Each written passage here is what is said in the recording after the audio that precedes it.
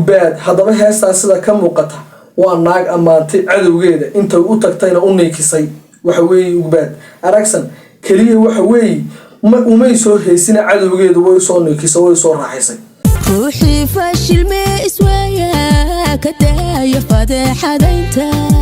madaxweyne muuse biixina waxa weeye qofkii fashilmee iswaaya ka daaya fadeexadaynta biti waxa weeye waa ereye mug iyo miisaan leh madaxweyne muuse biixi sababta ay ugu leedahay saas maxay tahay waayahay saaxiibeel soo dhawaada maxay yihiin labada dumar ah ee deegaanka qorlugud ku qabteen ciidamada deegaanka ee SSB ama ciidamada madaniga ah barjeclo labadan dumar ah waxa weeye waxay ka yimaadeen dhinaca iyo gobolka Sool taasoo ciidamada madaniga ah barjeclo ay gacanta ku dhigeen haddaba waxaan idinka daba geyn doonaa sababta ay u yimaadeen deegaanka ay joogaan ciidamada madaniga ah barjeclo iyo indhaintay wadeen sidoo kale qodobka labaad waxaan kaga hadli doonaa gabadha lagu magacaabo Ugbaad Aragsan oo iyadu markaa laba cisho ama laba habeenba ku xiran magaalada Hargeysa ma garanaysaa ayna ciidanka booliisku say sheegeenna ay ku tilmaameen inay dhaqan xumo loo xiray waayahay soo dhawaada saaxiibayaal muuqaalkana sheer gareeya sidoo kale waxa weeye sidoo kale muuqaalka sheer gareeya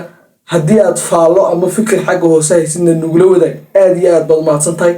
like na saara thank you waayahay haddaba maxay yihiin labada dumar ah ee yimid deegaanka Qorlugud deegaanka waxa sidaynu ognahayna waxa ku sugan ciidamada SSB ama ciidamada madaniga ah barjeclo haddaba waxa meesha taala maxay ka soo dooneen deegaan ay ciidamada madaniga ku sugan yihiin ama ciidamada isku xilqaamay oo iyagu deegaanada difaacaya waayahay sidoo kale waxa isweydiinaysan labadan dumar shaqada ay doonayaan inay ka qabtaan deegaanada Qorlugud oo ay ku sugan yihiin ciidamada madaniga ah barjeclo maxay tahay sidoo kale labadan dumar qoladoodu waa ayaad isweydiinaysaa barta imika waxa weeye qolo waxaynu arkaynay shalay ku yaro garxajisa oo markaa laascaanood gudaheeda lagu xidhay calanka Soomaaliyana Hargeysa ku dhex qaatay sidoo ummadda Soomaaliyeed waxa lagu magacaabo u raali geliyo waayahay haddaba aniga intaas soo su'aalood bay ka jaahil saaraya mar labaad soo dhawaada muuqaalka sheer gareeya sidoo kale fikirkaagana xagga hoose nugula wadaag aad iyo aad badbaadsantiin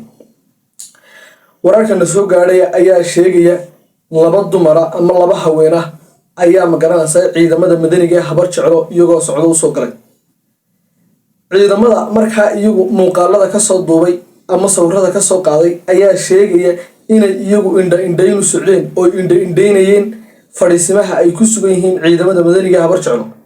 iyo sidoo kale ciidamada Soomaaliland fadhiisimaha ay ku sugan yihiin ayay labadan dumar indhaynayeen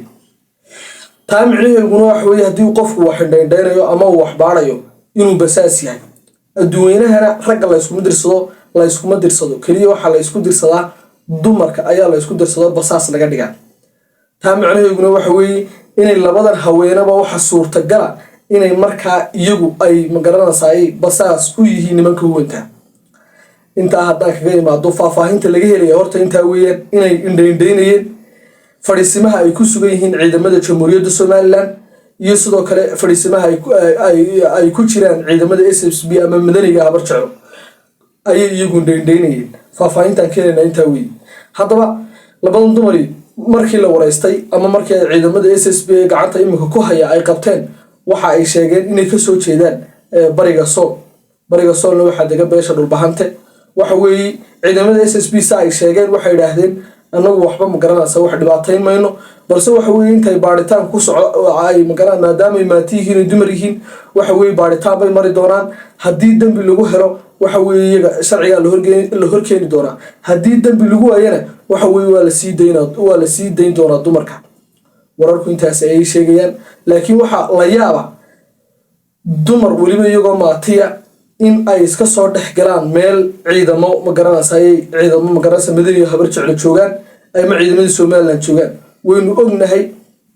ilaa inta u dhaxaysa Guumeys ama Saninta waxa weeye ciidamada huwanta argagixisada iyo ciidamada Soomaaliland ayaa isku hor fadhiya kolka inay dumar maanta halkaas soo maraan wadadu way xiran tahay ganacsi ma socdo dutla ma garanaysaa Sool barigeedana ganacsi tagi maayo burcana ganacsi soo gali maayo wadadaasi gebigaba way xiran tahay laakiin dumarka waxaan la yaabanahay ciidamada weliba fadhiisimahooga yimid oo magaranaysa dhulka ay ku sugnaayeen yimid baan la yaabanahay waxa ay kasoo dooneen haddii aad fikir ka qabtid arrintaa oo magaranaysa inay basaas yihiin iyo inayna basaasayn xagga hoose nagula wadaag qodobka isagaana barta ayaan ku dhaafay qodobka labaad waxa weeye gabadha Ugbaad Aragsan la yiraahdo iyadu waxa weeye waxa lagu eedeeyay ciidamada Booliska Soomaaliland markay ay qabteen bogooda ay ku leeyihiin Facebook waxay ku baahiyeen in gabadha iyada markaa loo xiray dhaqan xumo maanta ka hadli maayo maxaa loo xiray maxaa loo soo deyn waayay balse waxaan ka hadlayaa Ugbaad Aragsan ma garanaysaa Somaliland ma mushahar bay ka qaadan jirtay iyadoo mushaharkii qaadanaysa miyay Puntland tagtay dadka ku dabaqsan iyadoo Ugbaad Aragsan malaha ciidamada Booliska dadka inta badan waxay leeyihiin waxa weeye hablo badan oo iyada la mid surwaal way xidhaan laakiin sababta iyada surwaal kaligeed markii ay xidhatay dhaqan xumo loogu eedeeyay maxay tahay su'aashaas dadku isweydiinayaan balse waxa weeye su'aashaanay ciidamada Somaliland horta markii sharciga in badan baa lagu deynayaa laakiin maalintaas shabaqa ku dhacdid ee magaranaysa ee lagu qabto dambiyaal badan oo sameysay ayaa lagu qaadaya oo lagaga jaraya waxaynu eegi doonaa markaa faahfaahintan xagga dabaynu ka raacin doonaa waxaynu eegi doonaa hees markii la qabanayay iyadoo ay maalmo ka hor duubtay oo Hargeysa duleedkeeda ku duubtay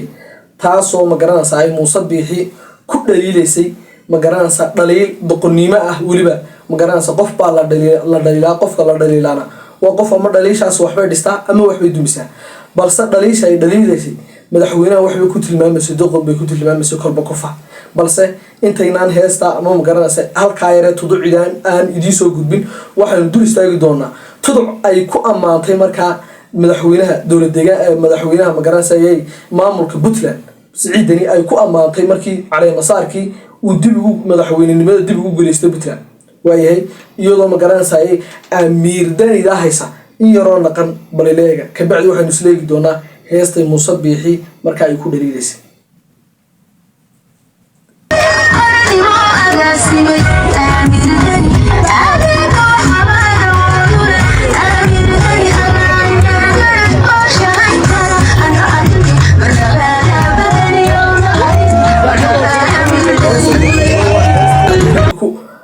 Deni bay ku ammaantay Siciid Deni ninka magaranaysa ciidamada Jamhuuriyadda Somaliland ciidamadiisu laayeen ee ciidamada ka amar qaata ay nabadii Somaliland ku naaloonasay kala dagaalamay ayay ku ammaantay Ugbaad haddaba heestaas sida ka muuqata waa naag ammaantay cadowgeeda inta u tagtayna u neekisay waxa weeye Ugbaad Aragsan kaliya waxa weeye umay soo heesina cadowgeedu way soo neekisay way soo raaxaysay qodobka labaad ee ka hadlaya madaxweyne Muuse Biixina waxa weeye qofkii fashilmee iswaaya ka daaya fadeexadaynta bati waxa weeye waa ereye mug iyo miisaan leh madaxweyne Muuse Biixi sababta ay ugu leedahay saas maxay tahay anaa idinka daba geynaya balaakiin tuduc yar ee heesta aan inta idin soo qaaday in yar ilaaga ruuxii fashilmee iswaaya ka daaya fadeexadaynta warhoy faragelinta jooja alla wixii xunka feejignaada ruuxii fashilmee iswaaya waa madaxweyne Muuse Biixi oo ay ku leedahay ruuxii fashilmee iswaaya ka daaya fadeexadaynta waxa weeye tuducyada horena waxa ku jira haddii uu qofku kufo oo uu ku fursad labaad abuuro fiyooriyo uba xudhiiba waxa weeye halkaa waxaynu ka dhannasanana in ay leedahay dagaalkii Muuse Biixi uuna weerarka ahay uuna dagaalamin isaga weerarka lagu hayo sool laga soo saarayay waxa weeye uu ku fashilmay balse haddii uu kacay oo uu fursad kala abuuray oo uu sidi geesi mar labaad iska dhigo Itoobiya heshiis la soo galay heshiis afgarada uu la soo galay aan weli la kala saxiixin ka daaya fadeexadaynta qofku waa magaranaysa uba xudhiiba weelada kolka Ugbaad Aragsan waxay noqotay gabadh cadowgeeda magaranaysa u niikisa una raaxaysa bay noqotay madaxweynaheedii ay mushaharka ka qaadanaysay iyo shacabkeedii ay magaranaysa cashuurta laga soo ururiyo mushaharka laga siinayay ayay karbaashtay waxayna ammaantay oo magaranaysa ay u neekisay madaxweynihii ciidamada qaranka leynayay waxa weeye sharcigu qofka noocaas haddii uu qaban waayo bal cid uu qabanaya aniga ay sheega waxa weeye bal cidduu qabanayay sheega ugbaad aragsanna waxaanu ognahay oonu ma garanaysaa indhaha aan laga laaban karin waxa weeye waxay ka tirsanayd nimanka fanaaniinta ee ku jira ciidamada qaranka ku jira maxay dhahday ciidamada qaranka oo heesa dowladda mushaar ka qaadan jirtay qofku haddii uu dowladda mushaar ka qaatana waa shaqaale dowladeedna sabab uu intuu dowlad kale u tago ama maamul kale sabab uu ugu soo niikiyo u ammaano tiisiina ma garanaysa dhulka uu ula galo caayo oo uu dhaliilo ma jirto anigu haddii aan anigu mushaarku ma qaato inaan Somaliland difaaco ama calankaan difaaco balse waxa weeye haddii aan mushaar ku qaato sabab ka sii badnaan lahaa waana difaaci lahaa waxa weeye kolkaa ugbaad aragsan ani fikirkayga waxa weeye aniga arrinta lagu xidhay waa arrinta Puntland iyadoo Somaliland mushaar ka qaadata ayay Puntland tagtay waxa weeye ma garanaysa hablo badan oo dadka surwaal xidhaabo way jiraan habeen kasta aroosada aynu tagnay Somaliland lagu dhigto Hargeysa lagu dhigto waxa weeye dumarku madaxa way wada qaawin runta fiican dumarkaas oo dhan baa la wada taxaabi haddii dhaqan xumo lagu xidho kuwaas way dhaqan xun intimaa banaynaya ilaahay banaynaya mooran kolka waxa weeye ugbaad aragsan waxa weeye ma garanaysa dowladda haysata siyaasad lagu ma haysto balse muhiimadu waxa weeye shaqaale dowladeed baa tahay Puntland maxaa ku geeyay waa inta muuqaalka mid ku kulmi doono siday waxay ka tagay. Assalaamu calaykum.